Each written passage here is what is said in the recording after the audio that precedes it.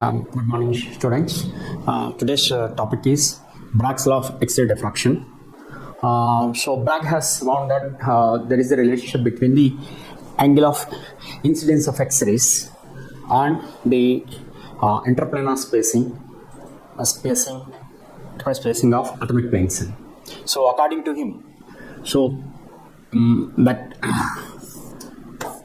n lambda is equal to 2d sin theta, which is called as Bragg's law, where here n is the order of the order, and lambda is the wavelength of X-rays, and d is the interplanar spacing, and sin theta is the angle of incidence. So here we'll derive this expression from the diagram. So the diagram this side shown. So this black dots are showing the two-dimensional array of these atoms, and so these are extended in 3 dimensions. So these are the stack of atomic planes. So on the stack of atomic planes, the X-rays are incident on the surface of stack of atomic planes. So this AB and DF are the incident X-rays, which are incident on at an angle of theta, at an angle of theta, with the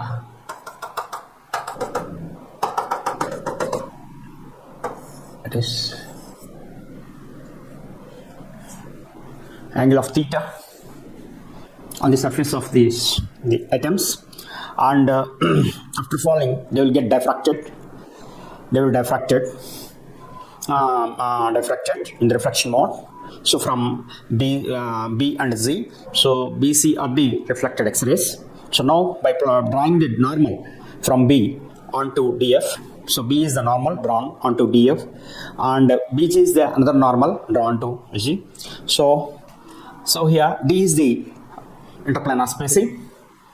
So in the triangle EBF, in triangle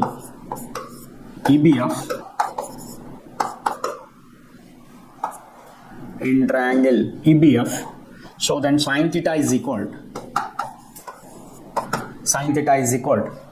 opposite side, that is EF, divided by hypotenuse, that is BF. So EF by BF. EF, so EF we want to find out, that EF divided by, so that BF value is interplanar spacing, that is D. So therefore EF is equal D sin theta is equation 1.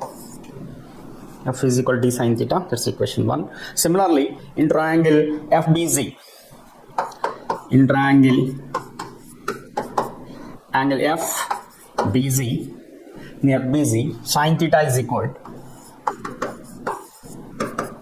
FG by theta is equal to FG by BF. That is FG is actually we want to find out FG. So the BF value is D. So therefore FG is equal to D sin theta. And that is equation 2. So from 1 and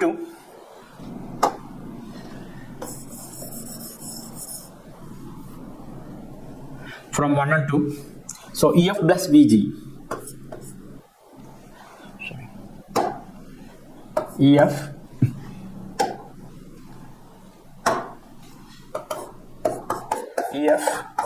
plus BZ is equal to D sin theta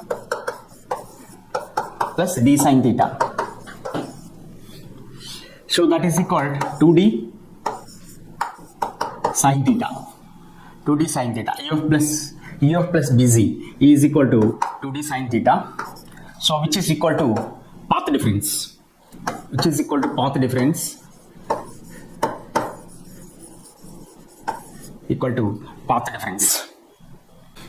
So if you observe that from A, point A and point D, the X-rays are coming to fall onto the surface of the atomic planes, and they travel same distance up to B, AB and DF. DE is the distance traveled by the X-rays. They are traveling the same distance, incident X-rays, and they are falling on the stack of atomic planes at an angle of theta, that is the incident angle, and they interact with the atoms and get scattered.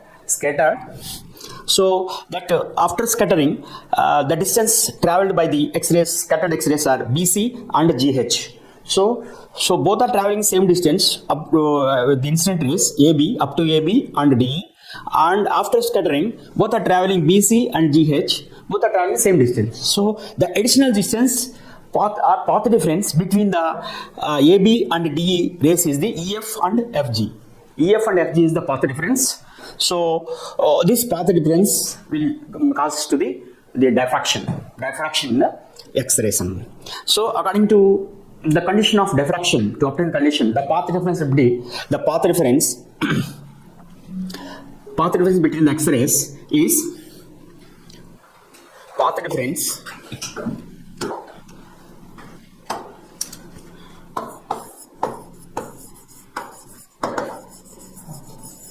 difference should be equal to N lambda to observe the constructive diffraction maxima. So path difference is equal to, obtain path difference is equal to 2t sin theta, which is equal to N lambda. So where N is equal to N is order of the